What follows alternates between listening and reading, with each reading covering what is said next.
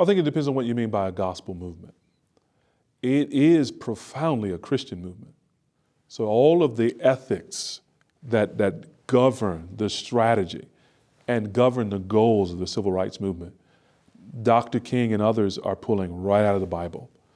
Listen, there's no sort of public theologian, there's no ethicist in the history of America that can carry Dr. King's books when it comes to explicating love and the call to love and the love for enemy and the redemptive power of love, or suffering and the redemptive power of suffering. Those are Christian themes. Those are things that are shaping Dr. King's thinking and his preaching in profound ways. And of course, the Christian church is providing the bulk of the foot soldiers for the civil rights movement. So I think it is easy to say that the civil rights movement, you won't even understand the civil rights movement unless you understand it as a kind of revival of Christian social ethics, and unless you understand it as a Christian movement. Now, was it a gospel movement?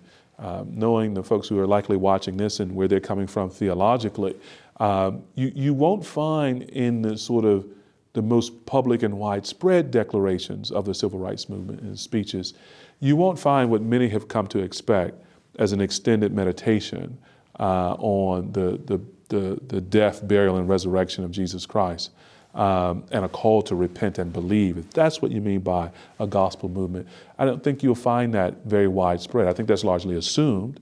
I don't think you will find among many of the leaders and exemplars of the civil rights movement any open hostility to that.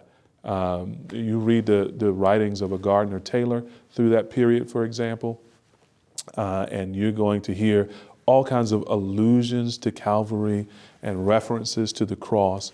It will be sort of shorthand for what many of us will call the gospel, but you're not reading explications of it. It is not gospel preaching as such.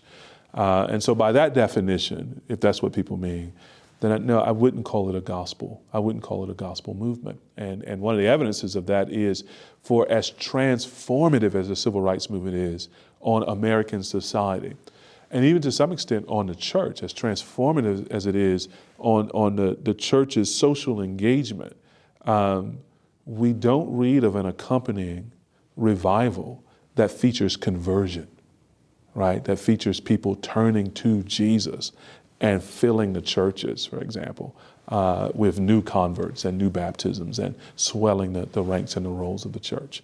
And so in that sense, too, I would say, okay, when we think about gospel movements and what they produce in terms of conversions, I would not class the civil rights movement as a gospel movement, but I would class it as a profoundly Christian movement that is built on the resources of the gospel and sort of the currency of the gospel.